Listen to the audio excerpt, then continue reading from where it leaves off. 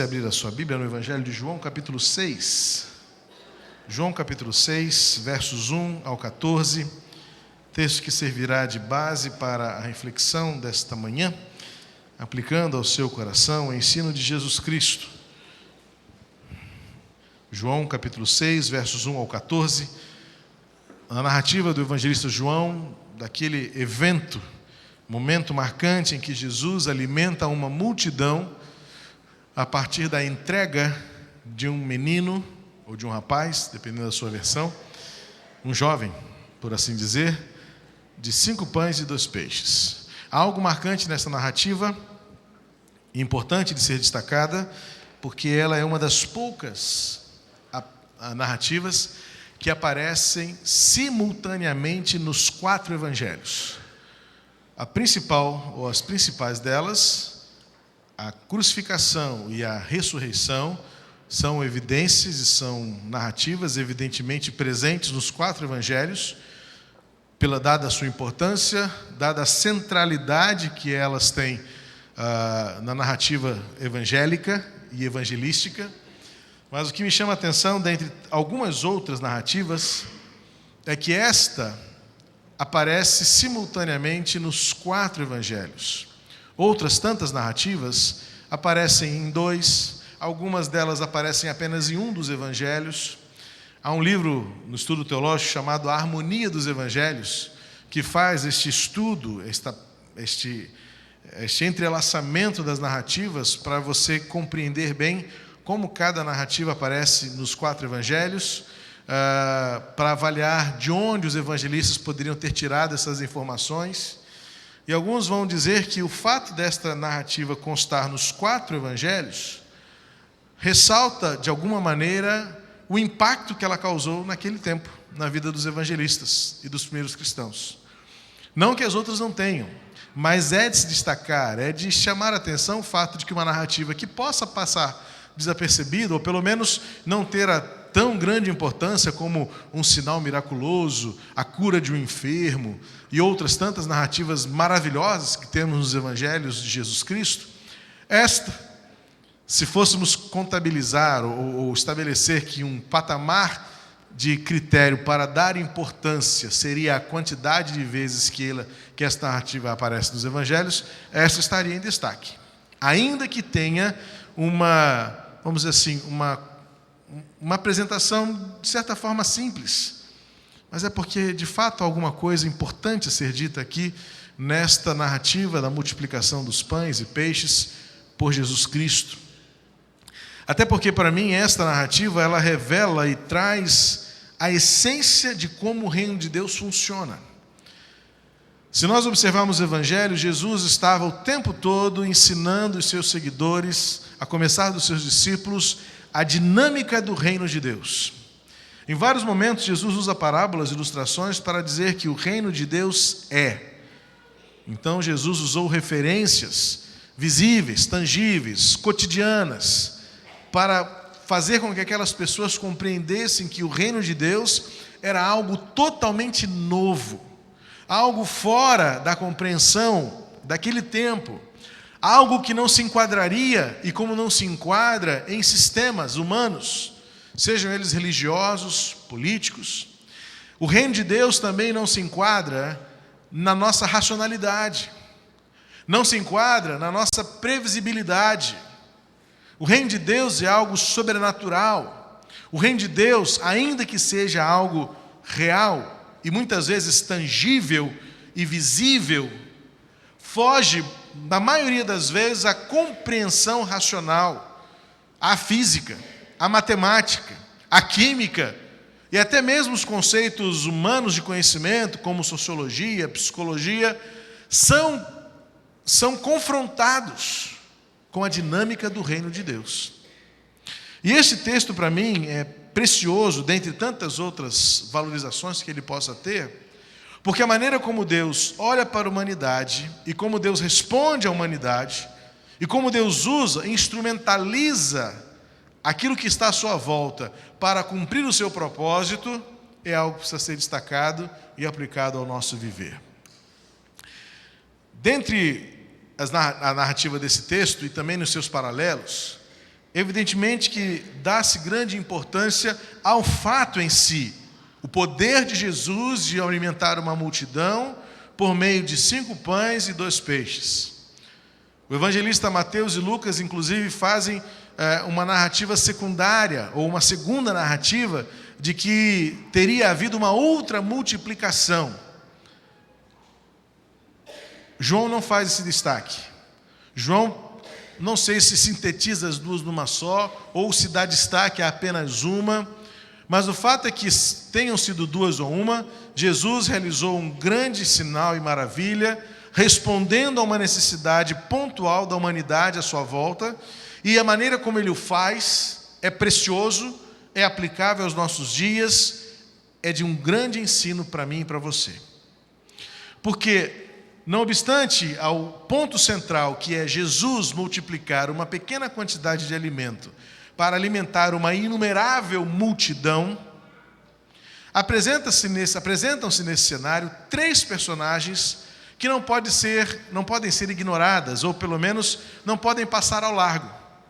Há algo de precioso nessas 3 personagens, que são a forma pela qual Jesus quer efetivamente nos ensinar algo acerca de como funciona o reino de Deus. Vamos ao texto, e eu desafio você a já ir compreendendo e percebendo esse cenário que se desponta nesta narrativa. Depois disso, Jesus partiu para o outro lado do mar da Galileia, também chamado Tiberíades, e uma grande multidão o seguia porque vira os sinais que ele operava nos doentes. Então Jesus subiu ao monte e sentou-se ali com seus discípulos. A Páscoa, a festa dos judeus, estava próxima. Levantando então os olhos e vendo que uma grande multidão se aproximava, Jesus disse a Filipe: onde compraremos pão para que comam? Ele, porém, disse isso para colocá-lo à prova, pois sabia bem o que estava para fazer. Filipe respondeu-lhe: 200 denários de pão não são suficientes para que todos recebam um pouco. Disse-lhe André, um dos discípulos, irmão de Simão Pedro: aqui está um rapaz que tem 5 pães de cevada e 2 peixinhos, mas o que é isso para tanta gente? E Jesus ordenou: fazei o povo assentar-se. Havia muita grama naquele lugar, sentaram-se os homens em número de quase 5.000. Jesus então tomou os pães e, havendo dado graças, repartiu-os à vontade entre os que estavam sentados e fez o mesmo com os peixes. E quando todos ficaram satisfeitos, disse aos discípulos: recolhei os pedaços que sobraram para que nada se perca. Eles recolheram os pedaços e encheram 12 cestos com pedaços dos 5 pães de cevada que sobraram aos que haviam comido. Quando aqueles homens viram o sinal que Jesus realizara, disseram: este é verdadeiramente o profeta que haveria de vir ao mundo. Neste cenário, o ponto central é revelar o poder de Jesus diante das coisas criadas. O poder sobrenatural de Jesus de suprir a necessidade que havia. O ponto central, ele está ligado imediatamente ao sentimento de Jesus. O versículo 5 diz que Jesus levantou os olhos e viu que a multidão era grande e que se aproximava dele. O texto não fala de que Jesus teve um sentimento meramente, mas Jesus teve o propósito de agir. O sentimento não é algo que deva ser meramente abstrato ou conceitual, mas Jesus coloca Filipe à prova quando já dá a entender que alguma coisa deveria ser feita. Pelo que o texto narra, aquela multidão já seguia Jesus há algum tempo, talvez há alguns dias, segundo alguns estudiosos. E Jesus então, olhar para aquelas pessoas, ele sabia que elas estavam cansadas e famintas. E ele então, percebendo que aquela multidão não ia embora, ainda antes mesmo de alguém pedir alguma coisa, Jesus toma a iniciativa e diz: essas pessoas precisam comer. Os olhos de Jesus e o coração de Jesus, contempla a realidade daquela multidão e sabe do que ela precisa. É maravilhoso pensar que o mesmo Jesus de ontem é hoje e será para sempre, que olha para nós e antes mesmo que consigamos dizer do que precisamos, Ele já está pronto a agir. E Ele quer agir. E Ele vai agir. Jesus quer saciar a fome. Jesus quer suprir a necessidade. Jesus quer demonstrar a compaixão e o amor que Deus tem por cada um de nós. E entram agora em cena as três personagens. Filipe, primeiramente, André, o irmão de Pedro, e lá adiante, um rapaz, de quem não sabemos o nome, não temos grandes explicações sobre ele, e sequer como aquele pequeno lanchinho de um dia chegou até as mãos de André. Se André que foi procurar, se o menino que se levantou lá como um voluntário para doar, mas o fato é que Filipe, André e este menino é quem efetivamente vão nos ensinar como o reino de Deus tenta acontecer e não acontece, e como muitas vezes ele deveria acontecer e não acontece. E o que precisamos fazer para que o Senhor Jesus continue ainda hoje manifestando compaixão, suprir a necessidade das pessoas, saciar a fome do indivíduo? Filipe, diante da pergunta que Jesus lhe faz, põe a mão no bolso e fala assim: Senhor, não dá. É interessante que o texto deixa claro, e João faz questão de mostrar isso, que Jesus estava sim testando a coragem de Filipe. Versículo 6 diz que Jesus fez isso para pôr à prova o que Filipe estava sentindo e o que ele já conhecia. Jesus fez isso várias vezes com seus discípulos. Como alunos, e nós sabemos muito bem o que um aluno passa, somos o tempo todo testados e provados para mostrar que o que temos aprendido tem sido assimilado e é colocado em prática. E é interessante observar que, tanto quanto a multidão, aliás, mais mesmo do que a multidão, aqueles homens andavam com Jesus já há algum tempo e já poderiam, se é que não deveriam, ter aprendido quem é Jesus.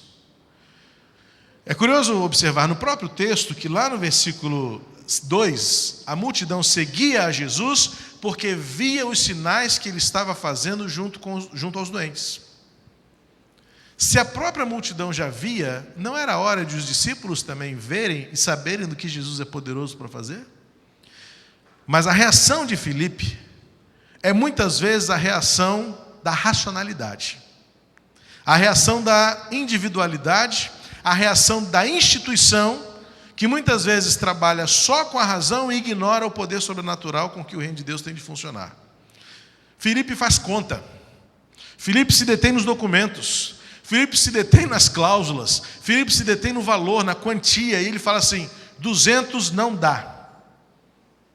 Talvez ali fosse o cara rápido de contas e cálculos e fez a conta rapidinho, 200 denários, é mais ou menos uma diária de um trabalhador braçal, o que hoje, dependendo do contexto, pode variar de R$80 a 150, em média, tendo aí uma margem de erro grande, tanto para menos quanto para mais, dependendo da localidade de nosso país.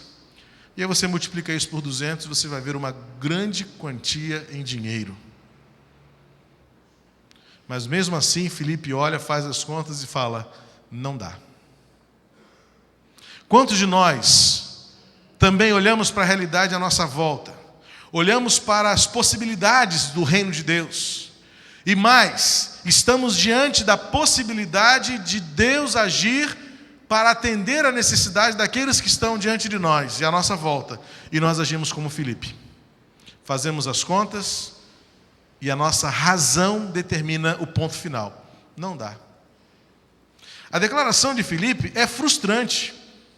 A declaração de Filipe é desapontante para quem está ensinando. Talvez se Jesus pudesse ter dialogado com Filipe: eu estou aqui com você, você viu o que eu fiz com os doentes? Você viu o que eu fiz com os demônios? Você ainda está por ver muito mais, e você ainda não imagina o que eu posso fazer com 200 denários? Isso para mim não é nada. Mas é frustrante para o mestre ver que alguém que estava ao seu lado, no dia a dia, ainda não havia aprendido o suficiente para compreender que a dinâmica do reino de Deus não acontece segundo as nossas perspectivas. Mas Filipe estava acostumado a fazer conta. Filipe estava acostumado a trabalhar dentro da previsibilidade, dentro da possibilidade, dentro daquilo que é provável, dentro daquilo que é tangível, dentro daquilo que é responsável. Mas aquele era o momento de Filipe experimentar. Era hora de Filipe deixar então Jesus fazer alguma coisa. E talvez a resposta que eu deveria ter no lugar de Filipe, e que se talvez estivesse lá do lado dele faria exatamente como ele, a gente já disse isso várias vezes, né? Para a gente que tem a história completa, é muito fácil ter uma postura soberba e arrogante espiritualmente e dizer, não, eu faria diferente. Claro, você sabe que Jesus ressuscitou. E nem assim você é corajoso hoje para fazer diferente. Hoje eu continuo agindo como Filipe muitas vezes. Muitos de nós aqui continuamos agindo como Filipe. Muitas vezes a obra do reino de Deus é travada, é parada, é limitada, é mesquinha, é minguada, porque nós continuamos agindo como Filipe e nós já sabemos o final da história. Ele vence no final. Mas Filipe não sabia. E mesmo assim a gente tem essa coragem arrogante, essa soberba religiosa de dizer, Filipe, homem de pouca fé, Filipe. Mas Filipe sou eu. Filipe é você. Filipe somos nós. Que diante da possibilidade de manifestação da graça, do amor e da compaixão de Jesus para com aqueles que precisam, nós nos limitamos a dizer, o que eu tenho não dá. Mas Filipe poderia, se ele soubesse o final da história, e é como nós devemos agir, dizer, Senhor, eu tenho aqui 200 denários, está contigo, faz o que o Senhor quiser.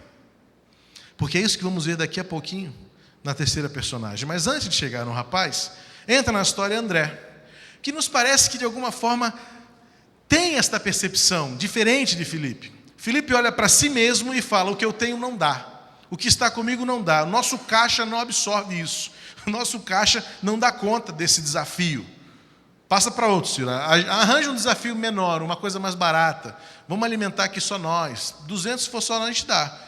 Quantas a gente pensa assim também? Aí entra André na história e André fala assim, olha, tem aqui um rapaz com 5 pães e 2 peixes.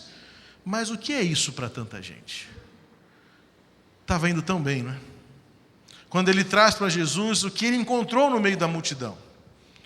Trouxe para Jesus o que era possível, o que era tangível, 5 pães e 2 peixes. Mas ele novamente, movido pela limitação, pela probabilidade, ele fala assim, mas o que é isso?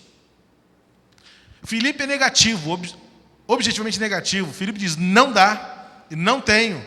Vou ficar com os 200 aqui porque é mais garantido.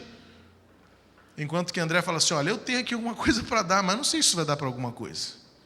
Ou seja, a dúvida, o medo, a insegurança. André parece que vai na direção certa, mas desvia-se no primeiro atalho, quando ele fraqueja na coragem, diz, mas isso não dá para todo mundo.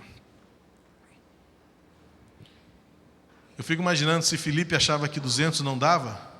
Imagina quando ele olhou para André trazendo 5 pães e 2 peixinhos. Está maluco, rapaz? Mas no reino de Deus sempre tem os malucos assim. Mas o mais doido mesmo era o próprio menino, que de alguma maneira abriu mão do que estava com ele, para colocar nas mãos do Senhor. E é quando o milagre começa a acontecer. Nós precisamos de mais rapazes como este. Eu preciso ter a coragem e ter pessoas ao meu lado que tenham esta coragem deste menino, de colocar para o Senhor aquilo que temos. Mas por que nós não fazemos tanto assim? Este conceito de entrega, de coragem, não faz parte da nossa geração. Na verdade, nunca fez por causa do pecado. Mas nós entendemos o nosso tempo hoje, vamos perceber que isso está cada vez mais raro. Porque a sociedade em que nós vivemos, que os nossos filhos estão crescendo, e que se os nossos filhos não forem ensinados a viver assim pelo reino de Deus, sabe-se lá o que vai ser a próxima geração. Porque nós vemos um tempo de individualismo. O individualismo que gera egoísmo. Como diz o ditado popular, se a farinha é pouca, meu pirão primeiro. E as redes sociais, que dizem aproximar tantas pessoas, na verdade elas escondem, elas falsificam perfis, elas usam apelidos e elas têm um relacionamento meramente e literalmente virtual, em que as pessoas estão distantes umas das outras. E o que importa neste processo de individualização e egoísmo, no egocentrismo, quanto mais amigos, melhor. Eu tiro onda de se eu estou alcançando 1000 seguidores, se eu tenho 3.000 amigos na minha rede social, se não sei quantos estão curtindo as minhas fotos, as minhas páginas. É uma injeção de egocentrismo que essa geração está vivendo, em que o que importa é o que eu sinto, o que eu quero, o que eu tenho. E a indiferença em relação ao outro é um diagnóstico desta geração. As imagens das redes sociais, os videozinhos que viram virais, as cenas de violência, os assassinatos ao vivo, e muitas vezes em cores em HD nas redes sociais, a frieza com que se lidam com cadáveres à frente de câmeras, tornou uma sociedade sensacionalista e individualizada. Não importa a dor do outro, importa o prazer que eu sinta. E isso faz com que cada vez menos tenhamos a coragem que este pequeno menino teve de entregar-se e de entregar. Atrelado ao individualismo, domina os nossos pensamentos o interesse. Quanto eu ganho? Tudo hoje é o escambo. Voltamos à era colonial, quando você só dá se você receber. Quanto eu ganho com isso? Qual é o discurso que algumas igrejas estão desenvolvendo hoje para aumentarem suas ofertas? Dê 10 para ganhar 100. Dê a oferta que você quer receber no mês que vem de salário. Ou seja, ninguém mais tem o altruísmo e a abnegação de entregar-se totalmente, mas aquilo que eu dou é baseado no interesse de quanto eu vou receber depois. Esta dinâmica da sociedade, do mundo sem Deus, do pecado que permeia o coração do homem, contrapõe-se ao valor do reino, que em Jesus disse: se alguém quiser salvar a própria vida, perdê-la-á. Mas aquele que estiver disposto a perdê-la, irá ganhar 100 vezes tanto nesta vida, quanto mais na eternidade. A dinâmica do reino, ela é contrária à realidade que a nossa sociedade vive, em que se fala de investimento, não se fala de perda, em que se fala de ganhar mais do que podemos imaginar, sem perder absolutamente nada. E quando se fala em generosidade, pensa-se no quanto eu ganho com isso. Quanta gente queria que a Receita Federal aprovasse e liberasse que as doações para as igrejas fossem descontadas do imposto de renda, né? Seria maravilhoso. O que ia ter de gente virando fiel no dízimo? Mas não é assim. Não se dá dízimo para ter desconto no imposto de renda. Inclusive, de vez em quando, acreditem, não foi 1 ou 2 vezes, não. Quando chega na hora de fechar o imposto de renda, de vez em quando alguém me pergunta: pastor, não tem como colocar isso na declaração de ajuste? Não. Seu dízimo não pode ser descontado do imposto de renda. Se você quiser doar para o Criança Esperança, também não é descontado, tá? Porque a gente dá para receber mais. E não é essa a dinâmica do reino de Deus. E a terceira característica dessa nossa geração é a insegurança. Não temos a coragem deste menino, porque o contexto em que vivemos é de total desconfiança. A insegurança nos leva a duvidar do destino, da destinação, do uso, mas principalmente, o que será de mim depois? Todos nós temos essa insegurança. Será que se eu dar vai fazer falta? Todos nós. Eu já tive esse medo tantas vezes, sou humano como você. Mas quando eu leio o Evangelho, sou desafiado a crer e resgatar no meu coração a coragem deste pequeno menino, deste rapaz, como diz a minha versão, que tinha 5 pães e 2 peixes, e naquele momento significava tudo o que ele tinha para o sustento daquele dia. Ele não tinha um denário. Um denário era muito mais do que 5 pães e 2 peixes. Ele tinha só o lanchinho da tarde. Talvez sua mãe fez carinhosamente para ele. Vamos romantizar o negócio. Mas a minha mãe que fez, a minha herança. Está aqui comigo, meu alimento, meu sustento do dia. Mas era o que precisava ser feito. Era o que precisava ser entregue para que o milagre acontecesse. Aquele menino não fez para ser o primeiro na fila. Muitos talvez fizessem: olha, eu estou dando aqui a oferta, mas se eu puder ser o primeiro a receber o pão quentinho, eu agradeço. Não é assim que muitos se posicionam? Eu dou, mas eu quero ser o primeiro da fila. Eu me entrego, mas eu quero sentar na primeira cadeira. Eu quero meu lugar embaixo da sombra. Eu quero minha vaga garantida. Normalmente nós temos as nossas demandas. A nossa liberalidade não é tão liberal assim, porque nós damos na medida ou no interesse daquilo que vamos receber. E muitas vezes não damos e não entregamos porque temos a dúvida que se o retorno será o desejado. E a insegurança, a desconfiança, que permeia o coração das pessoas, de uma forma geral, invade o coração do servo também. Ah, mas o tempo está difícil, o desemprego está aí, pastor. Olha, eu não sei, eu preciso garantir o sustento da minha família. Não sei se eu vou ter emprego semana que vem, mês que vem. E como é que eu vou entregar para Deus tudo que eu sou, tudo que eu tenho? E se eu ficar desempregado? E se eu perder? E se eu não tiver mais? O reino de Deus não funciona pela sua desconfiança ou pela sua insegurança. O reino de Deus é. E quando pensamos na atitude deste menino, pensamos na essência do que é o reino de Deus. Entrega. Entrega. Filipe representa muitos de nós e muito da instituição religiosa. Só fazemos o que pode ser previsível, só fazemos o que está ao nosso alcance, só fazemos o que nos compete, só fazemos o que é minha tarefa. Filipe fala, não tenho 200 denários. Posso imaginar a vergonha dele, o carão que ele ficou quando Jesus pegou aqueles 5 pães e 2 peixes. E André dizendo, não vai dar, não vai dar, não vai dar. Não vai dar, Senhor. Quando estávamos por casar, minha mãe estava se mudando do Rio para Curitiba e contratou um caminhão de mudança. Meu avô ainda vivo, já um senhor idoso. Ele olhava as pessoas, os homens colocando as coisas no baú do caminhão e falava assim, não vai dar. Dulinha, isso não vai dar, não vai dar, não vai caber. Era muita coisa para ir para Curitiba, o caminhão realmente parecia não ser tão grande quanto precisava ser. Imagina, uma família, 2 famílias unidas numa casa, meus avós e meus pais, e coisa de uma vida inteira lá em Senador Camará. E o vovô falava, e nós só pensávamos, não vai dar.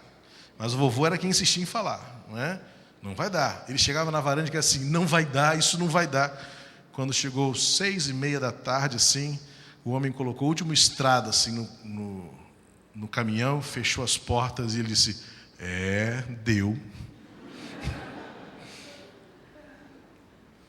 De alguma maneira, de muitas maneiras, é assim que nós vivemos com o reino de Deus também. A gente passa o tempo todo duvidando, não vai dar, não vai dar, não vai dar. O que eu faço com isso? Tão pouco. Mas tem uma hora que a gente vê o Senhor pôr a mão na coisa. E quando Ele põe a mão na coisa, e a gente deixa a coisa na mão dEle, diz o texto que Jesus tomou o pão, versículo 11, Ele agradeceu e repartiu à vontade.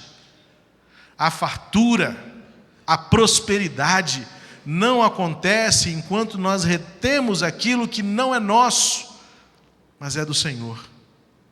A fidelidade, a liberalidade, a coragem para entregar o seu coração ao Senhor. Não se trata só de recursos, porque Deus não se impressiona com recursos. Há muito tempo eu lidei com uma situação constrangedora. Uma pessoa estava por sair da igreja e eu fui advertido por uma pessoa próxima, comum a nós, disse, pastor, se fulano sair da igreja, o dízimo dele vai fazer falta. Nunca fez. Nunca fez. De fato era um dízimo alto. Mas eu digo com toda a convicção, nunca fez e nunca fará. Porque o reino de Deus não se impressiona com grandes quantias. A gente é impressionável. Igreja tal é rica. A igreja tal faz o que faz porque é rica. O maravilhoso é pensar numa igreja que não tem e faz muito mais do que nós, irmãos. Porque tem coragem. Porque tem fé. Porque tem obediência. Visite os campos missionários e veja as histórias dos missionários pobres, que muitas vezes tiram do seu próprio orçamento para sustentar suas igrejas. E vejam que eles têm muito mais histórias para contar do que nós. Porque nós estamos como Filipe. Temos só 200 denários. Só 200 denários? Se Jesus fez o que fez com 5 pães e 2 peixes, imagina o que Jesus faria com 200 denários se Filipe tivesse a coragem de te botar a mão no bolso e dizer: Senhor, toma aqui, 200 denários. Eu não sei o que dá para fazer isso, mas se o Senhor sabe, faz. E muitas vezes a gente é como André, só sabe que dá para fazer, mas não tem coragem de fazer. Fica contemplando os outros fazerem. Fica admirado com as histórias dos outros. É muito interessante ver como muitos crentes às vezes voltam impressionados. Pastor, fui na igreja tal, que coisa linda que eles estão fazendo lá, um projeto assim, assado. Por que nós não podemos fazer também? Porque nos falta coragem, nos falta convicção de que o reino de Deus não acontece pela riqueza dos nossos bolsos, mas sim pela pobreza do nosso coração. Quanto mais pobre for o nosso coração, mais riqueza ele verá das mãos do Senhor. Mas nós somos muito ricos de soberba, de arrogância, de individualismo, de interesse, de insegurança. Ou seja, as características do nosso tempo entram na igreja de Cristo e determinam a forma como a igreja funciona, quando na verdade nós deveríamos entrar no mundo e dizer como o mundo deveria funcionar. A gente vive com medo, a crise da Grécia, a crise nos Estados Unidos, a crise na Bolívia, a crise na China, o furacão não sei aonde, a crise no Brasil. E agora, o que vai ser? O que vai ser é que se nós tivermos a coragem deste rapaz, de seja os 5 pães e 2 peixes, colocar nas mãos do Senhor, o milagre acontecerá. A questão é que nós dimensionamos 5 pães e 2 peixes muito pela nossa conveniência. Pastor Jeremias Pereira, pastor da 8ª Presbiteriana de Belo Horizonte, contou que uma vez um dos irmãos mais ricos da sua igreja chegou para ele. Ele apresentou um projeto, um desafio enorme, era caro, e o irmão mais rico da igreja foi lá e fez um checão. Que bênção ter irmãos assim, né? Fez um cheque, pá! E disse: pastor, aqui está, para abençoar esse projeto. Estava indo muito bem, quando ele falou uma bobagem. Que ele falou assim: pastor, está aqui, pastor, a minha oferta da viúva. O pastor tirou a mão do cheque e falou assim: que isso, meu irmão? Que oferta da viúva nada? É, pastor, está aqui, mas eu acho que vai abençoar o projeto. Não. Se for a oferta da viúva, eu quero aqueles 2 barcos que estão lá no Espírito Santo, quero sua fazenda que está aqui no interior de Minas, quero a sua cobertura lá no bairro chique lá que tem em Belo Horizonte, porque a oferta da viúva não era quantia, era tudo. E larga de ser hipócrita, deixa de ser mentiroso, deixa de brincar de crente, de obediente. Porque eu não tenho a coragem de dizer que a minha oferta é a oferta da viúva. Porque eu retenho os 200 denários no meu bolso, dizendo: eu não sei o que eu vou fazer com isso. O que eu tenho não dá, então não vou dar.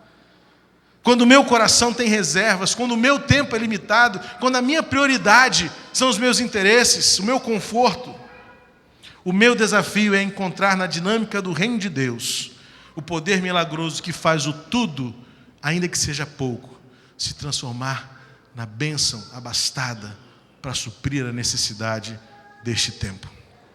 Jesus continua olhando para as pessoas com a mesma compaixão e com o mesmo amor. E a resposta está nas nossas mãos.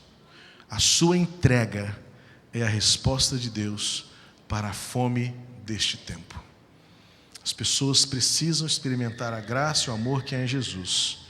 E é importante que você saiba que a resposta é você. Não é o seu dinheiro. A gente precisa parar de pensar a igreja como dinheiro. A igreja é vida. O dinheiro é uma consequência. Lá no final da fila. O dinheiro vai vir sempre, como nunca deixou de vir. Prova de Deus no mundo inteiro. Não é só na questão do Meir, não. O mundo inteiro. A China, a Índia, a África já descobriu que igreja não se faz com dinheiro, igreja se faz com coração. E quando for preciso o dinheiro, sempre haverá 5 pães e 2 peixes, de onde Deus fará o milagre acontecer.